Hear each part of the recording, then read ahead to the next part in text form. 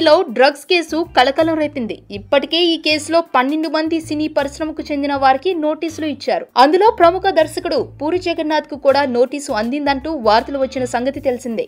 ఈ నేపథ్యంలో ఆయన కూతురు పవిత్ర తండ్రిపై వస్తున్న వార్తలను ఖండిస్తూ మీడియాపై ఫైర్ అయింది. తన తండ్రి డ్రగ్స్ లో ఇన్వాల్వ్ అవ్వలేదని తెలిపిన పవిత్ర, ఎవరైనా ఒక వార్త రాసే ముందు అందులో నిజానిజాలు ఏంటో పూర్తిగా తెలుసుకోకుండా ఇతరులను నిందించడం మంచి పద్ధతి కాదంటూ వ్యాఖ్యానించింది. మా నాన్న ఒక సెలబ్రిటీ కాబట్టి ఇలాంటి చెత్త రూమర్స్ అన్ని నమ్ముతున్నారు. పని పాట లేని వాళ్లే మా నాన్న గురించి ఇలా రాస్తున్నారు. మా నాన్న గోల్స్ కోసం కష్టపడుతూ ముందుకు సాగుతున్నాడు. ఒక డైరెక్టర్ గా మా నాన్న మెదడే ఆయనకు పెట్టుబడి, అదే ఆయన జీవితం.